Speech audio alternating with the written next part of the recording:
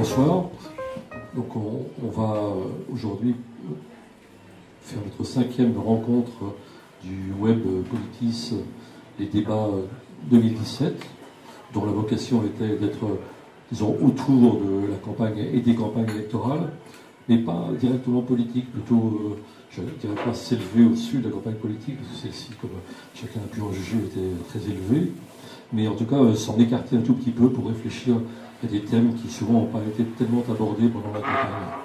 Alors notre invité de ce soir, c'est Geneviève Hazin, qui est professeur d'économie, qui est membre du conseil scientifique d'Attaque, qui est l'auteur récemment de Osons rester humains et Au lien qui libère, et qui va répondre à nos quelques questions sur les sujets qu'elle connaît bien et qu'on lit avec avidité dans Politis, puisque Geneviève, en plus, est une chroniqueuse régulière de notre chronique économique à Politis.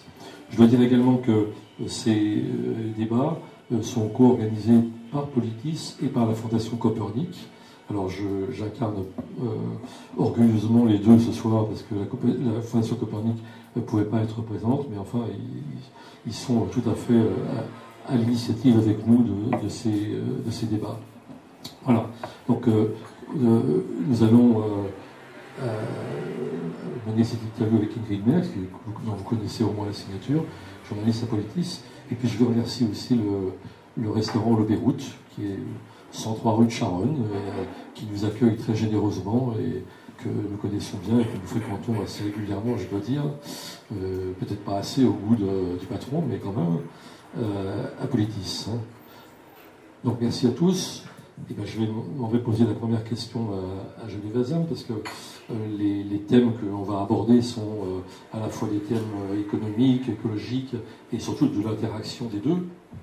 Et comme on va se tutoyer, parce qu'on ne va pas faire semblant de ne pas se connaître, comme tu écris beaucoup justement sur cette relation entre à la fois le social, l'écologique, et surtout sur l'urgence écologique, ce qui a retenu mon attention dans ce que tu écris souvent, et ce que tu nous dis aussi parfois, c'est ce sentiment d'urgence, cette acuité de l'urgence et du caractère irréversible des questions écologiques, et on a le sentiment que nos contemporains ne sont pas très conscients, disons, de cette urgence.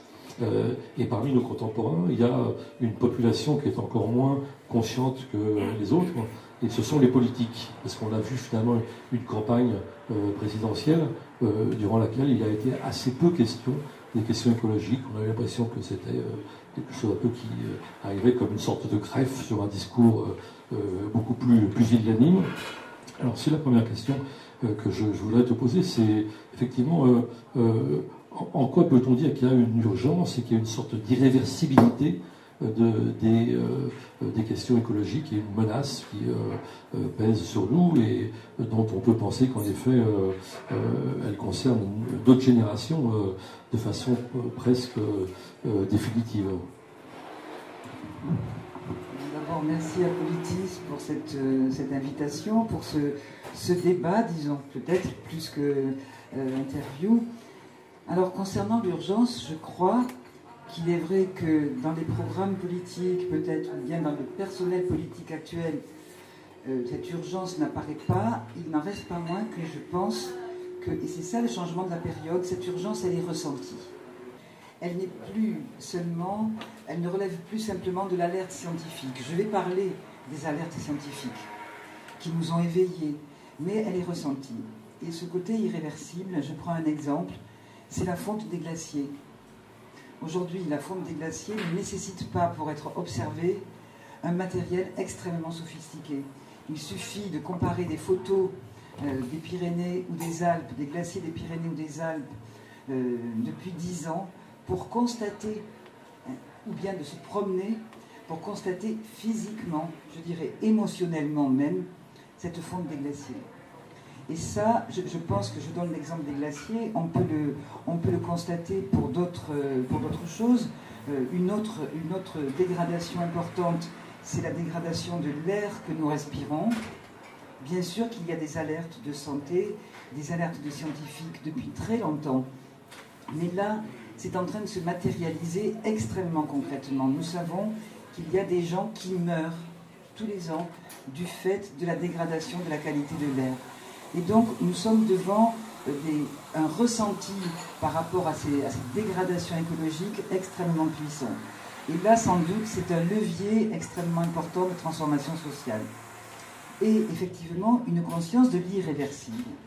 Alors cet irréversible, c'est quoi? Je pense qu'on l'a surtout expérimenté à partir de la crise climatique, qui n'est pas simplement une crise, j'y reviendrai, qui est une véritable catastrophe climatique, c'est-à-dire un phénomène long.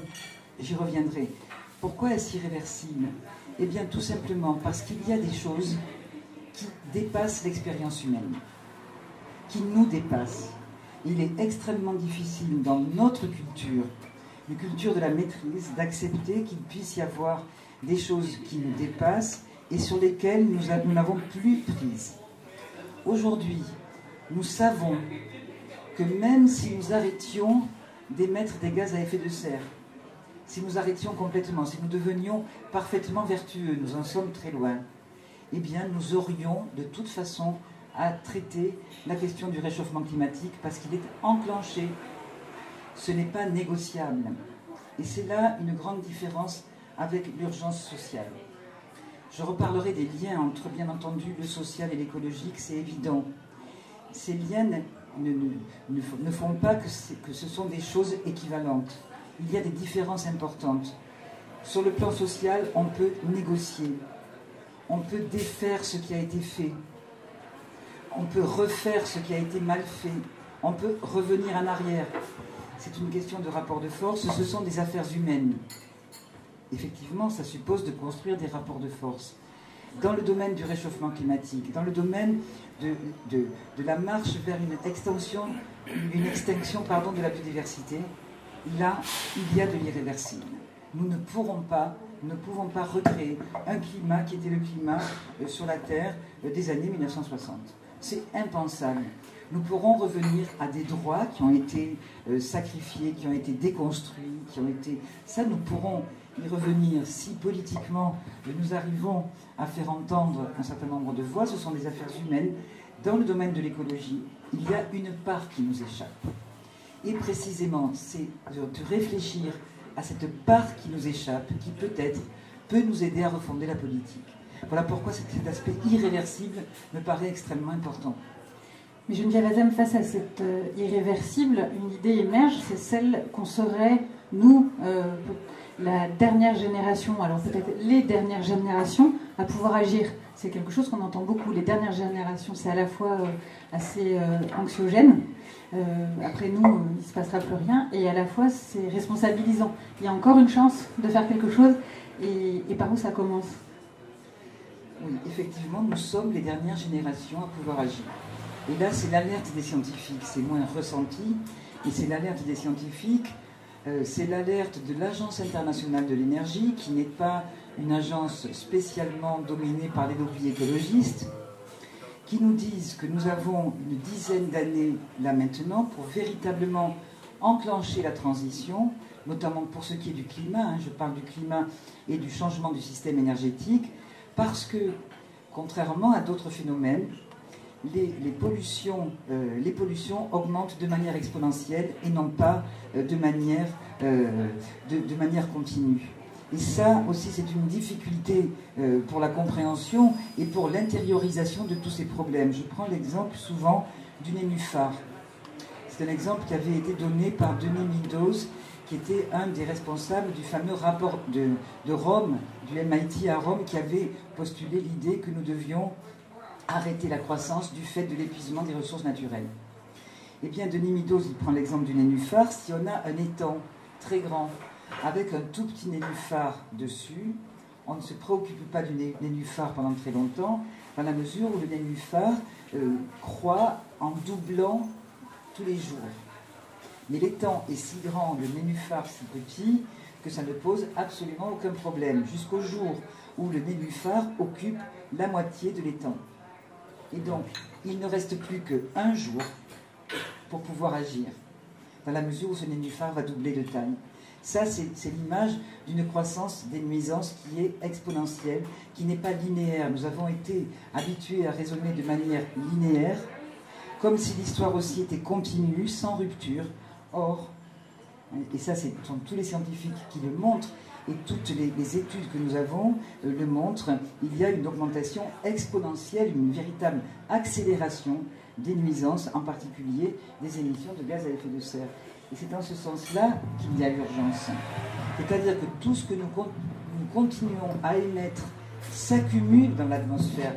Ce qui est important, ce n'est pas tant ce que nous émettons tous les jours, c'est la concentration des gaz à effet de serre dans l'atmosphère qui est très importante.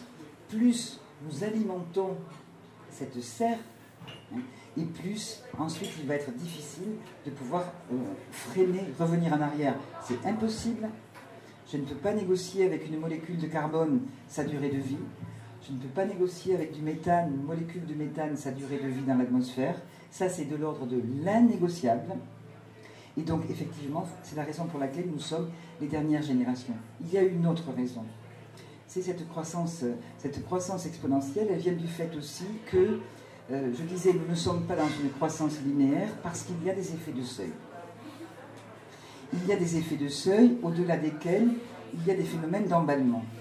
L'exemple qu'on prend toujours pour ces effets de seuil, c'est la fonte du permafrost pour ce qui est du climat. Ces sols gelés qu'il y a près des pôles, qui ont emmagasiné depuis des millions d'années des gaz à effet de serre, notamment du méthane, qui, avec le réchauffement climatique, tendent à fondre et donc à libérer ces gaz qui ont été emmagasinés et qui ont été gelés, ce qui accélère considérablement le réchauffement climatique. Et donc là, c'est ce qu'on appelle des boucles de rétroaction. Là, c'est une boucle de rétroaction positive qui tend à accélérer de manière exponentielle le réchauffement. Voilà pourquoi nous sommes dans des situations d'urgence. C'est le dernier rapport de l'Agence internationale de l'énergie insiste sur le fait que nous avons 10 ans pour la transition énergétique. Eux, ils disent 10 ans pour enclencher la sortie des énergies fossiles. Et c'est l'Agence internationale de l'énergie qui nous l'indique. Alors, ce discours, finalement, est assez déprimant. Non seulement parce qu'il y a cette urgence, mais surtout parce qu'il y a un décalage incroyable entre ce sentiment d'urgence, cette conscience qu'on devrait avoir de l'irréversibilité des phénomènes qui sont en mouvement, et la conscience des politiques, le discours des politiques. Parce que finalement, on ne voit rien aujourd'hui qui rompe finalement avec un certain mythe prométhéen, avec la croissance, la religion de la croissance. Enfin, on a l'impression qu'on va dans le mur allègrement, mais qu'on y va et qu'il y a très peu de gens qui... et en tout cas, c'est des gens surtout qui n'ont pas de pouvoir. C'est surtout ça le plus grave. Et comment faire pour essayer de remédier à cette absence, cet aveuglement, cette absence totale de conscience de ceux qui auraient le pouvoir de faire bouger les choses? Bien, alors sur l'aspect désespérant, je mettrai une nuance. Je pense que la situation était beaucoup plus désespérante il y a une vingtaine d'années, parce que dans ces années-là, les problèmes dont je parle aujourd'hui étaient déjà présents. Il y avait les alertes des scientifiques, et là, personne, véritablement, l'incorporait dans le débat public. Dans la période que nous vivons, qui est une période, certes, inquiétante, malgré tout, il y a des sujets qui sont sortis de sous le tapis. Et ça, c'est un élément de réconfort, je dirais. Peut-être d'espoir aussi, pour que ce soit pris en compte. Il est vrai qu'on a légitimement envie que ça aille plus vite, mais malgré tout, il y a 20 ans, moi je suis économiste, parler d'une critique de la croissance, c'était véritablement être un hérétique et qui était jeté complètement en dehors du cercle des gens sérieux qui parlaient entre eux. Aujourd'hui, y compris dans la campagne électorale, et ce n'est pas simple de mettre ça en avant, on a quand même vu ce questionnement sur la croissance, sur les limites de la croissance, sur les limites des activités, porté par des candidats qui ont été éliminés dans le cadre du second tour, mais malgré tout, ça a conquis une partie de l'espace public. Et ce n'est plus aujourd'hui complètement farfelu, ça l'était, de poser la question de la technique, de dénoncer le mythe prométhéen. Bon, bien sûr, se défaire de toute cette approche prométhéenne du salut, c'est très difficile. Et y compris dans certains programmes très alternatifs sur le plan de l'écologie, y compris dans la campagne présidentielle, on pouvait déceler aussi cet espoir prométhéen finalement d'un secours par la technoscience, d'un secours par de nouvelles conquêtes. Et je crois que là, il y a très profondément dans la société une philosophie très concrète qui est en train d'émerger, pas une philosophie abstraite, qui est une philosophie qui consiste à accepter que nous ne sommes pas tout-puissants, à accepter que nous ne pouvons pas tout maîtriser, et que précisément c'est parce que nous ne pouvons pas tout maîtriser que nous devons encore plus investir le champ politique pour décider collectivement de comment nous nous organisons pour vivre dans ces limites que nous posent l'écosphère et la biosphère. Donc je crois que pour moi le pire des pessimismes, c'est le déni. Et nous avons été malgré tout, depuis une quarantaine d'années, dans le déni pendant très longtemps de la réalité des transformations en cours et des défis que nous avions à relever. Depuis une dizaine d'années, et je dirais grâce aux scientifiques, grâce à la société en mouvement aussi, ce déni, me semble-t-il, recule. Bien sûr, il y a toujours des climato-négationnistes, il y a toujours des personnes qui, j'appelle ça des professionnels du positif, qui vont nous dire que finalement tout va bien, qu'on va trouver la solution, etc., etc. Je crois qu'il y a une capacité, une maturité de la société à affronter le négatif. On ne peut pas le supprimer, le négatif. Ça, c'est le déni qui est extrêmement dangereux et qui est typiquement la politique. Non, il faut affronter lucidement ce qui nous arrive pour pouvoir retrouver les capacités d'agir. Alors, il y a une question qui nous vient assez naturellement quand on est en face des problèmes écologiques, c'est la question sociale finalement. Parce que on nous dit, et je crois à juste titre, que les pauvres, disons comme ça, les pays pauvres et les pauvres dans nos régions, etc., ne peuvent pas faire plus de sacrifices ou changer leur mode de vie pour satisfaire aux impératifs écologiques. Donc ça, et je pense qu'on le dit à juste titre. Et donc ça pose le problème de notre répartition sociale. C'est peut-être en ce sens que l'écologie immédiatement nous renvoie à la question sociale. Mais comment peut-on résoudre ça par notre partage des richesses? Je ne sais pas.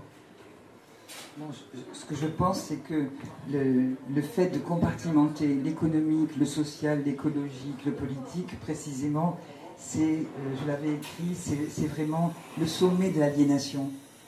Parce que ce que nous sommes en train de vivre, aussi bien sur le plan économique que social, que écologique, moi je parle d'effondrement possible, effondrement financier, effondrement industriel, effondrement social, effondrement écologique, c'est le même mouvement. C'est le même mouvement d'un système, appelons-le capitalisme, mais qui puise aussi à d'autres sources. C'est le même mouvement d'exploitation forcenée et sans limite des humains et de la nature. Et d'exploitation et de domination conjointe des humains et de la nature. Et donc, évidemment que l'écologique, le social et l'économique sont intimement liés, même si chacun, et notamment le social et l'écologique, l'urgence sociale, l'urgence écologique, la justice sociale, la justice écologique, puisent sans doute à des sources différentes. Elles ne sont pas analogues, elles sont liées en revanche. Bon, je crois que l'argument qui a pendant longtemps fonctionné, c'est-à-dire que finalement la prise en compte du souci de l'écologie, c'était un problème de riches et des riches parmi les riches, ceci est typiquement l'argument libéral et néolibéral, repris par une grande partie de la gauche. Mais ça a été l'argument, c'est l'argument capitaliste, qui consiste à dire aujourd'hui, et on le retrouve dans tous les textes internationaux, la solution au problème du climat, c'est la croissance. Il faut plus de croissance, plus d'enrichissement, parce qu'ainsi on aura les moyens de lutter contre le réchauffement climatique. Il faut plus de techniques parce que ainsi on aura les moyens de lutter contre le réchauffement climatique. Il faut plus de libre-échange, parce qu'il faut vraiment que tous les pays soient engagés dans ce marché mondial, parce que ainsi on pourra échanger des technologies vertes et on pourra lutter contre le réchauffement climatique. Donc finalement, il faut plus de richesses pour résoudre le problème de l'écologie. C'est typiquement la pensée prométhéenne, la pensée croissantiste, libre-échangiste qu'a développé le néolibéralisme, qu'on retrouve dans toutes les négociations internationales sur le climat, mais aussi sur la biodiversité. C'est-à-dire la croissance n'est pas le problème, c'est la solution. Et donc il faut activer la croissance. Alors maintenant on l'appelle la croissance verte. Et donc c'était un crève-cœur, je peux dire, de voir une partie de la gauche s'inscrire dans cette manière de voir consistant à penser que les pauvres n'avaient rien à faire de l'écologie et que de toute façon, les pauvres, et d'ailleurs, hein, ce qu'on dit dans la tradition libérale, c'est que les pauvres polluent plus que les riches. C'est ça qu'il y a dessous aussi. C'est que les pauvres, tous les systèmes qui sont fondés sur la pauvreté avec une pauvreté très grande, sont pollueurs par rapport aux riches. Dans l'agriculture, c'est incroyable. On a souvent condamné des types d'agriculture dans les pays du Sud, sur Brûlis par exemple. On les a condamnés comme polluantes, etc., etc., alors que l'agriculture productiviste, à base d'engrais, de tout ceci, c'est le progrès. Et donc, il y a sous-jacent à cela que les pauvres, le mode de vie des pauvres est un mode de vie polluant, le mode de vie des riches, lui, est un mode de vie qui est beaucoup plus écologique. Ça, nous devons le renverser, précisément. Aujourd'hui, le mode de vie des riches, des plus riches, n'est pas soutenable. Ils impriment à la société une manière d'être, un rapport à la vie, à la nature et entre les humains qui n'est pas soutenable et qui n'est pas enviable. Et leur problème aujourd'hui, c'est que je crois que ça ne fonctionne plus. C'est-à-dire que je ne suis pas certaine qu'aujourd'hui, contrairement à ce qu'ils voudraient, nous soyons face à des pauvres qui envient la vie des riches. Parce que ça, c'est la représentation traditionnelle du pauvre, qui regarde les riches et qui espère un jour pouvoir obtenir ce qu'ont les riches. Eh bien, c'est peut-être ça qui est en train de changer et auquel nous devons travailler. Ça existe quand même. Ça existe, oui. Malheureusement. Malheureusement, ça existe. Mais c'est à ça que nous devons travailler, à déconstruire ce mode de vie des plus riches comme non enviable. Ce n'est pas une promesse, c'est un véritable poison. Et donc, c'est un poison, et c'est un poison qu'on n'a pas envie de partager. Alors bien sûr qu'on ne pourra pas résoudre tous les déséquilibres écologiques que nous vivons aujourd'hui, on ne pourra pas les résoudre sans avoir résolu aussi les problèmes sociaux et notamment la répartition des richesses. À une condition, c'est que on ne se borne pas à parler simplement de répartition des richesses. Parce que si ces richesses sont totalement polluées, si elles sont empoisonnées, autant ne pas les partager et les laisser à ceux qui les produisent. Et donc, on ne peut pas faire l'économie d'interroger, mais c'est quoi la richesse? Comment elle est produite? Avec quels ingrédients? Quelle est la recette, quoi? Et on doit interroger la recette et pas simplement la manière de partager le gâteau. Le gâteau, encore une fois, s'il est toxique, même si on le partage, on n'aura pas beaucoup avancé. Et malheureusement, aujourd'hui, le problème, c'est que le gâteau est toxique et que cette toxicité, les riches, ça n'exonère parce qu'ils mangent à un autre gâteau. Ils ont fait sécession. Ils mangent à un autre gâteau. Ils ont la possibilité de manger à un autre gâteau. Et le gâteau qui est mis en partage pour les pauvres, disons, ou les demi-pauvres, eh bien celui-là, il est empoisonné. Et c'est ça que nous devons véritablement mettre en avant. Mais du coup, qu'en est-il de la mobilisation sociale? Parce qu'on a vu un petit peu des mouvements autour de la COP21, la conférence de Paris sur le climat. On voit quelques mouvements émerger contre les grands projets inutiles, dans les ZAD, etc. Mais les gens qui se mobilisent sont parfois perçus comme de doux rêveurs ou des néo-hippies. Disons que cette résistance-là n'a pas encore contaminé le reste de la population. On n'en est pas encore à voir des cortèges entiers dans les rues. Est-ce qu'on n'a pas un problème de temporalité? Vous disiez 10 ans pour agir. Est-ce que cette urgence-là, elle est partagée? Je pense qu'elle est partagée dès lors qu'il y a des attaques importantes. Bon, on pourra parler de Notre-Dame-des-Landes, hein, mais je voudrais parler de ce qui s'est passé au niveau des gaz de schiste. Ce n'était pas de doux rêveurs hippies qui, lorsqu'ils ont appris qu'il y avait des possibilités d'extraction de gaz de schiste tout près de chez eux, eh bien, assez spontanément et dans plusieurs lieux en même temps, les gens ont dit non. Et là, je crois qu'on doit s'appuyer là-dessus. Parce que, quel était le récit? On indiquait à ces personnes qu'elles avaient sous leurs pieds une richesse absolument inouïe, des gaz de schiste qu'on allait pouvoir exploiter très simplement avec juste un petit puits, et qu'ainsi ils allaient toucher des royalties liées à l'extraction de ces gaz de schiste. Et là, il y a eu suffisamment de conscience pour dire non, on n'en veut pas. Alors souvent on me dit oui, mais parce que c'est une réaction qui est venue du fait que leur propre environnement immédiat était touché. Mais oui, exactement. Mais oui, et très bien. Et c'est partout la même chose dans une entreprise quand on se bat. C'est parce que d'abord on sent qu'on est menacé, qu'il y a quelque chose qui s'est passé, et donc on réagit. C'est son milieu de vie. Et lorsqu'on n'est plus capable de défendre son milieu de vie, là, les choses deviennent extrêmement graves.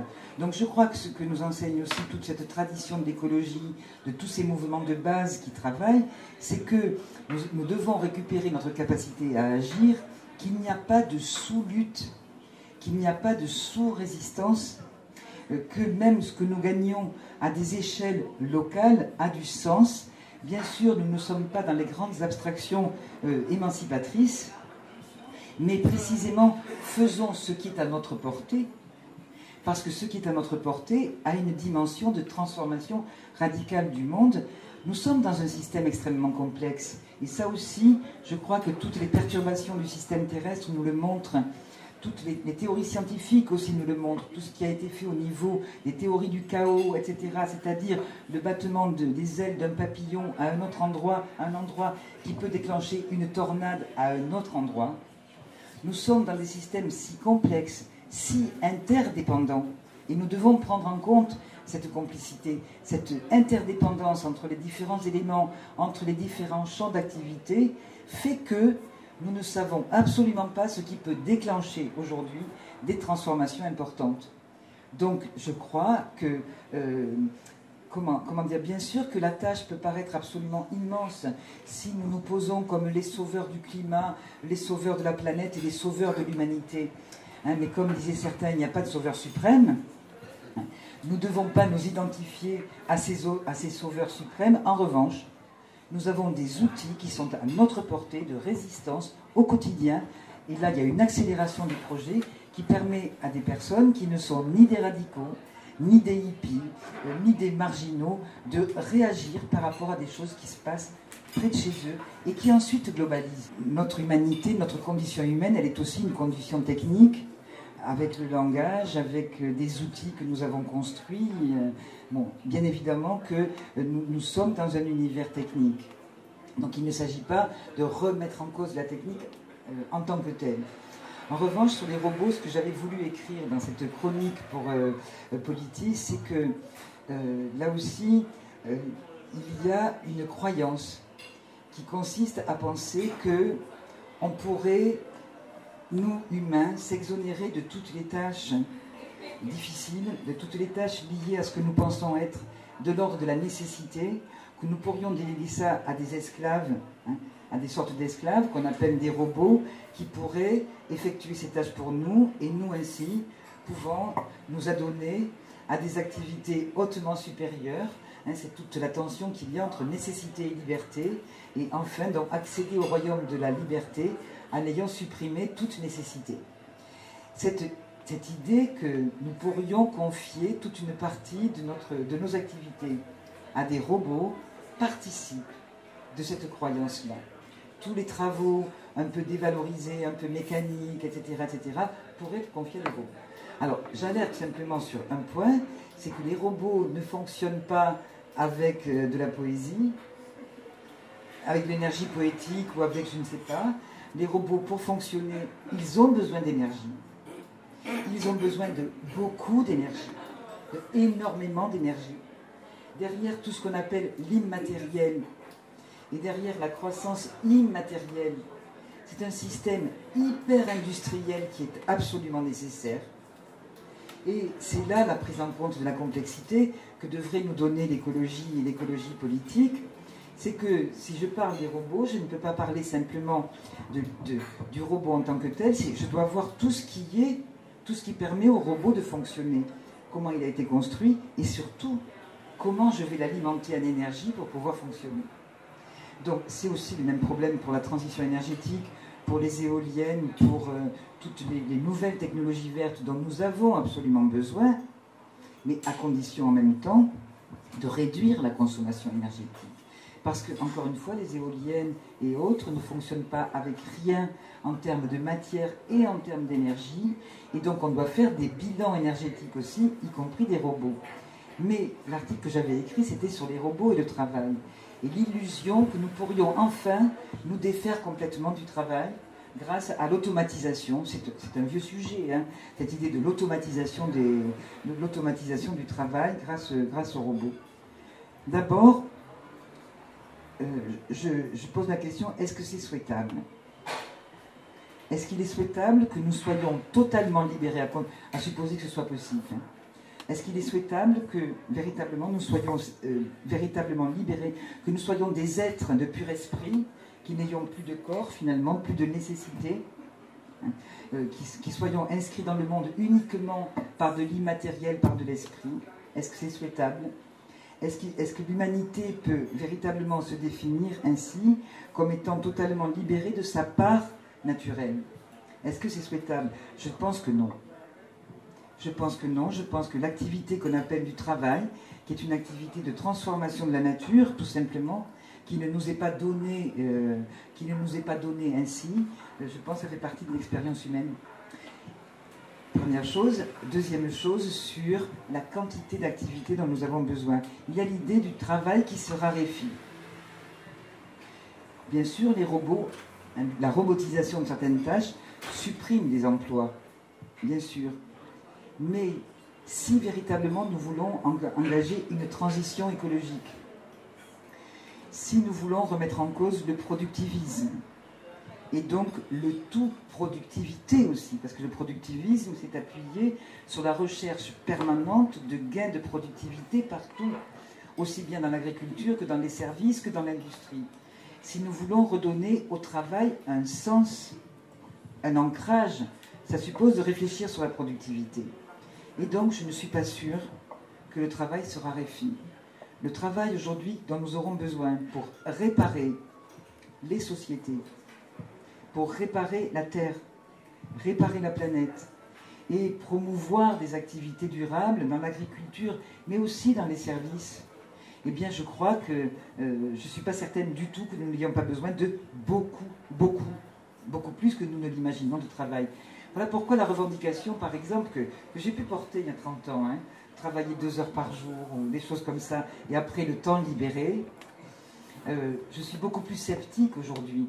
Parce qu'en plus, et là c'est une philosophe qui nous le dit, c'est Simone Veil, qui nous dit, et André Gorz aussi le dit, comment, si nous nous libérions du travail salarié, mais en laissant le travail salarié aliéné comme il est, même si nous travaillons très peu, ça veut dire que pendant une partie importante de notre vie, nous continuons à vivre dans un système d'aliénation. Comment pouvoir penser que ainsi, pendant l'autre temps de la vie, nous pourrions avoir une vie véritablement autonome, assumée, souveraine, etc. Donc là, je crois que on doit le poser en même temps. Et je ne suis pas sûre que le travail se raréfie. Alors, cependant, il y a une tendance lourde qui, pour l'instant, est contestée par nos politiques, mais qui existe depuis le milieu du XIXe siècle, à la réduction du temps de travail. Alors, faut-il en déduire qu'il s'agit simplement, disons, de la conséquence d'une revendication sociale qui n'aura rien à voir avec une réalité objective de l'amélioration des techniques et finalement de la robotisation sous une forme ou sous une autre? Serait-ce seulement une question sociale, la réduction du temps de travail? Je pense que c'est une question politique, oui. je pense que c'est une question politique. Bien sûr qu'il y a eu des innovations techniques, des progrès techniques énormes depuis la fin du 19e siècle, bon, mais que chaque fois ça a été absorbé par le fait que les gains de productivité ont été compensés par l'augmentation du volume de la production. C'est-à-dire qu'il fallait moins de temps pour produire un objet, mais comme le volume de la production augmente, le volume de l'emploi, finalement, n'a pas baissé. Bon. Concernant aujourd'hui l'utilisation de l'informatique, malgré tout, et des robots, de cette intelligence artificielle dans le processus de production, il est vrai que ce processus, qu'on appelait le processus de déversement, c'est-à-dire les destructions d'emplois seraient compensées presque automatiquement par de nouvelles créations d'emplois, ce processus-là ne fonctionne pas. Ne fonctionne pas de la même manière que dans les autres révolutions industrielles où il y avait ce phénomène de déversement. Voilà pourquoi il s'agit bien de choix politiques, de choix politiques. Dans la période présente, dans laquelle nous avons un nombre très important de chômeurs, poser la nécessité du partage du travail et donc de la réduction du temps de travail, oui, mais à condition vraiment de l'associer à la transformation du travail dans l'entreprise, parce qu'encore une fois, si on réduit simplement le temps de travail, ça ne veut pas dire qu'on libère du temps pour autre chose. Or, c'est ça l'enjeu aussi. Vous avez distingué en parlant là, ce qui relevait du travail et ce qui relevait de l'emploi. Est-ce que c'est pas ça l'erreur qui a été faite pendant cette campagne où la question du revenu universel a occupé le premier plan des débats, du moins au début de la campagne? Est-ce que c'est pas ça l'erreur qui a été faite? Finalement, la raréfaction, c'était pas celle du travail, mais plutôt celle de l'emploi. Qu'en fait, c'est l'emploi qui se raréfie alors que le travail, lui, augmente. Je suis d'accord, il y a eu une confusion entre travail et emploi. Bon, c'est vrai. Alors après, je pense malgré tout que le mérite d'avoir introduit cette idée du revenu universel dans la campagne, quoi qu'on pense de cette idée-là, y compris si on la critique, a remis le travail en débat dans la campagne. La question du travail et de l'emploi en débat dans la campagne, pas assez sans doute. Pas assez. Mais on voit bien que c'est une question absolument quotidienne. On parle aujourd'hui de la fermeture de Fessenheim. Et bien entendu, les résistances viennent d'où? Les résistances viennent du problème de l'emploi. Et les résistances, on peut le dire, sont légitimes. Dans la mesure où des personnes vont perdre leur emploi, où le fait de fermer la centrale et la fermeture est absolument nécessaire. Elle est nécessaire. Il n'en reste pas moins que ce ne sont pas simplement les travailleurs de la centrale qui vont être touchés, c'est aussi toute l'économie locale qui travaillait autour de la centrale qui est touchée. Donc ceci, on ne peut absolument pas l'ignorer, c'est en l'ignorant qu'on se prive des possibilités de la transition. Donc ça, il faut l'affronter. Et moi je ne parle pas de revenu universel, mais il est évident que si on prend vraiment la transition écologique, énergétique au sérieux, il y a des activités qui doivent décroître rapidement. Si aujourd'hui on prend au sérieux le fait qu'on doit favoriser les transports collectifs par rapport aux transports individuels, on doit le prendre au sérieux ça. Et si possible les transports publics, collectifs publics par rapport aux transports individuels. Et ça veut dire qu'il y a des problèmes dans l'industrie automobile et qu'on ne peut pas ignorer ces problèmes-là. Donc qu'il y ait des revenus de transition, des revenus permanents, appelons-le comme on veut, qui permettent d'assurer une sécurité à toutes les personnes qui sont en première ligne, à tous les salariés qui sont en première ligne, dans les industries qui aujourd'hui doivent absolument décroître. D'autres doivent croître. Mais ce ne sont pas, il n'y a pas de translation. Ce n'est pas un ouvrier aujourd'hui du nucléaire qui va pouvoir aller travailler dans l'éolien. Ce n'est pas vrai. Et donc on doit assurer cette période de transition, y compris par des revenus de sécurité, par une sécurisation des revenus. Alors là, le débat est ouvert, je crois. Et le mérite dans la campagne, c'est qu'il a été porté pendant un moment sur la scène publique. Ce sont des sujets largement tabous. Ce sont des sujets qui sont encore tabous et qu'il faut décidément affronter. Il a été porté, mais pas comme ça, malheureusement. Alors, puisqu'on flirte avec la politique, on va y aller carrément pour les 5 minutes qui nous restent. Là. Et il y a une question d'actualité qui me taraude, et je pense taraude un certain nombre d'entre nous. On aime bien Nicolas Hulot, Politis et ailleurs. On ne voudrait pas qu'il se perde dans des illusions mortifères. Et cependant, il est entré dans ce gouvernement qui ne semble pas tout à fait enclin à aller dans son sens. Est-ce que tu penses qu'il a raison au nom de je ne sais quel pragmatisme ou qu'au contraire, c'est un candide en politique? Je ne crois pas que ce soit un candide.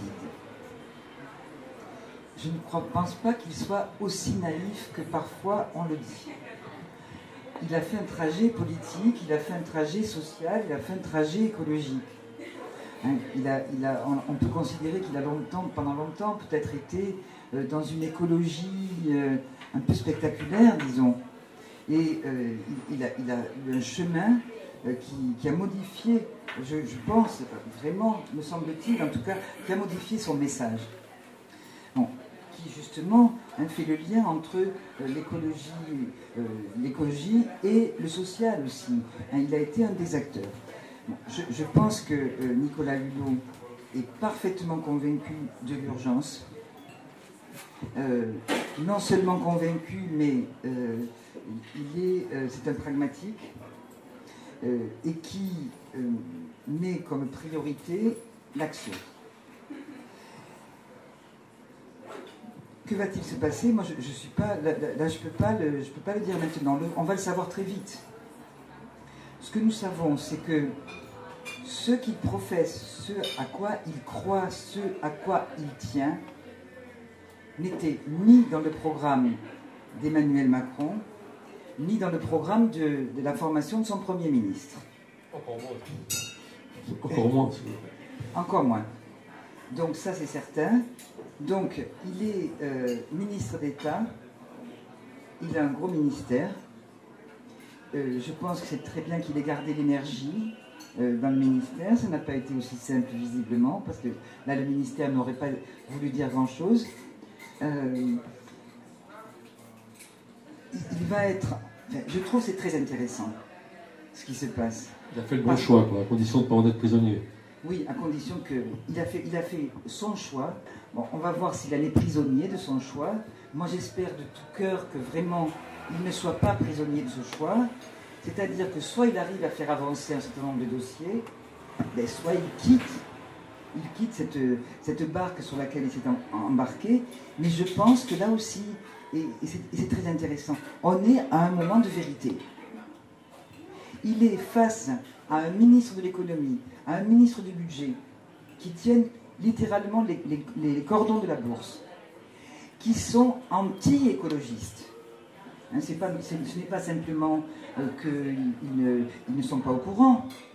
Ils ont fait des choix, parce qu'aujourd'hui, tout le monde est au courant dans ces milieux-là. Et s'ils ne sont pas au courant, c'est extrêmement grave. Mais ils sont au courant. Donc ils ont fait des choix clairs de ne pas tenir compte de ces sujets-là. Bon. Donc on va voir comment cela va se négocier. Et là, quand même, il a un ministère d'État face à ceux qui tiennent les cordons de la bourse, hein, et qui sont radicalement dans un autre monde. Donc les arbitrages se feront je ne sais comment, mais je pense qu'on va le savoir très vite. On va le savoir très vite avec Notre-Dame-des-Landes. On va le savoir très vite avec le nucléaire aussi. Il ne suffira pas de fermer Fessenheim, bien entendu. Ainsi, si on garde le chiffre qui est dans la loi de transition énergétique, c'est-à-dire de ramener la part du nucléaire à 50% de l'énergie en 2025, c'est près de 20 réacteurs qui doivent être fermés d'ici 2025. 2025, c'est demain matin. Donc on va voir comment ça se... il a pris un engagement sur les baux rouges en Méditerranée. Il y a le CETA, bon je n'ai pas eu le temps d'en parler, l'accord de libre-échange contre lequel Nicolas Hulot, citoyen, s'est battu. Il a écrit, il a dit en quoi la signature de cet accord sur le libre-échange avec le Canada était climaticide. Donc, on va voir aussi quelle va être la position de Nicolas Hulot, puisque là, ça va se faire assez rapidement, puisque le CETA doit être ratifié par les parlements nationaux. On va voir la position de Nicolas Hulot. Donc, c'est intéressant, parce qu'il n'y a pas d'échappatoire. Il n'y a pas d'échappatoire, il n'y aura pas de demi-mesure. Notre-Dame-des-Landes, c'est oui ou non. Bien sûr, un projet alternatif, cela fait longtemps que les opposants disent qu'on peut modifier l'aéroport qui est actuellement existant. Il existe depuis longtemps le projet alternatif. Sur les lignes grande vitesse, il y a aussi des projets alternatifs. Sur le Lyon-Turin, il s'est apparemment engagé sur le Lyon-Turin, il y a des projets alternatifs. Donc on verra, c'est oui ou non. Parce que ce sont des dossiers qui traînent depuis maintenant plusieurs années, depuis de longues années. Il n'y aura pas d'atermoiement possible. Sur le CETA, c'est pas oui, mais peut-être. Là, il va falloir décider si, oui ou non, la France ratifie-t-elle le CETA. Point. Et la position de Nicolas Hulot, ce sera oui ou non. Et là, je crois qu'on pourra juger sur pièce. Geneviève Azam, peut-être pour finir. On a vu que donc on est sorti du déni. Beaucoup sortent du déni, beaucoup se convertissent à la question environnementale, prennent conscience du réchauffement climatique, de l'urgence d'agir. Pour autant, les écologistes, en tout cas le parti écologiste, s'évanouit un petit peu.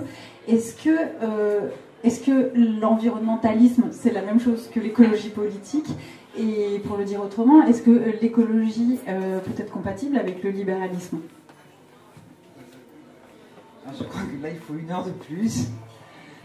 Non, je pense que 2 minutes. Je pense que dans l'écologie politique porte l'idée, malgré tout, qu'il faut des réglementations, qu'il y a des limites à ne pas franchir, il y a des seuils à ne pas franchir. Donc ça suppose de la réglementation, ça suppose de la loi, ça suppose de l'intervention, y compris de l'intervention publique.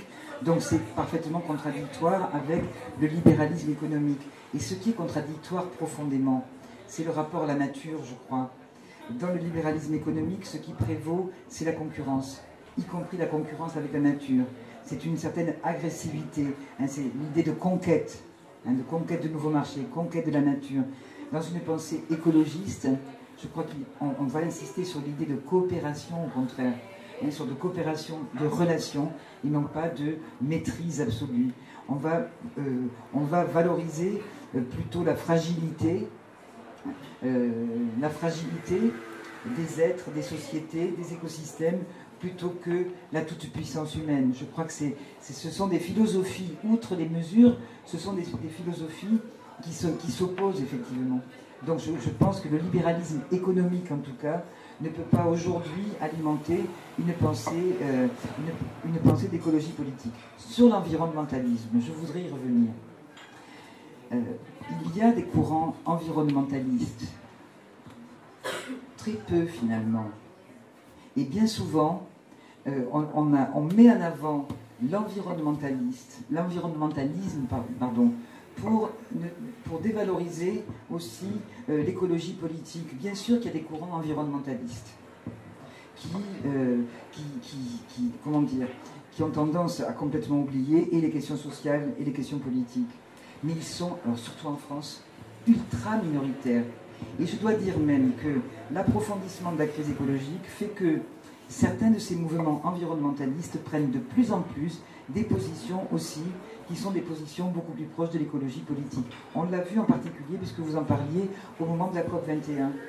Au moment de la COP21, des grandes associations dites environnementalistes ont pris aussi des positions qui étaient, qui ne leur étaient pas coutumières, parce que précisément elles sont confrontées aujourd'hui à l'incapacité des politiques et des États de prendre les mesures qui seraient nécessaires, et elles sont confrontées aux désastres sociaux qui sont provoqués par le dérèglement écologique.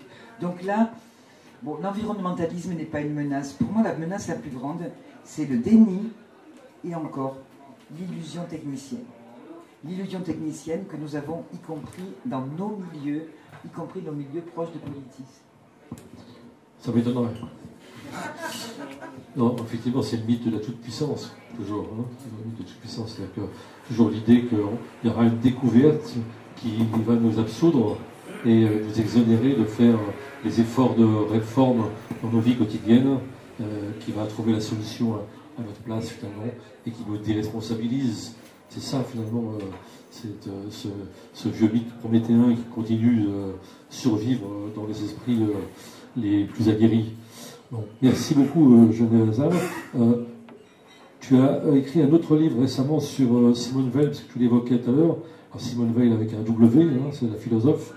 Tu peux nous dire en deux mots quel en est exactement le sujet, sauf Simone Veil elle-même. Alors, nous l'avons écrit à deux avec une amie et complice philosophe, Françoise Vallon. C'est un livre qui a été publié dans la collection des précurseurs de la décroissance. Et c'est un peu, entre guillemets, une commande, c'est-à-dire qu'il n'y avait aucune femme. Il y a beaucoup de précurseurs de la décroissance qui ont été répertoriés, sur lesquels il y a eu des livres, et il n'y avait aucune femme précurseur de la décroissance. Et pourtant, donc si on lit Simone Veil, donc j'ai proposé Simone Veil, et Simone Veil, dans un livre absolument magnifique qui s'appelle Les conditions de l'oppression et de la liberté, justement, dans les années 1930, avait perçu avec une lucidité absolument incroyable les limites matérielles, les limites géophysiques à l'expansion humaine et aux velléités de la croissance économique, etc. Et donc le livre s'appelle « L'expérience de la nécessité ». Pourquoi l'expérience? C'est que Simone Veil est une philosophe de l'expérience, une philosophe qui s'est engagée chez Renault, chez Alstom, etc., donc qui est allée à l'usine, non pas pour convertir les ouvriers à la manière des établis des années 70, mais pour vivre de l'intérieur ce que pouvait représenter ce qu'elle appelle l'esclavage ouvrier. Et donc elle a eu elle a été une lanceuse d'alerte par rapport à ce mythe prométhéen du progrès, de la croissance et de l'amélioration du bien-être avec cela. Donc nous avons écrit ce livre qui est Simone Veil comme précurseuse de la décroissance. Merci Geneviève, je pense que ça a été passionnant. On va retrouver ça sur le site du Politis à partir de très bientôt, demain. Et donc si le dialogue se poursuit, il peut se poursuivre peut-être même au-delà de cette émission. Et je remercie encore une fois le restaurant Le Beyrouth qui nous a accueillis. J'invite nos voisins, nos amis, nos lecteurs à venir y passer un bon moment parfois et dîner. Ils sont toujours très bien accueillis et c'est excellent. Merci.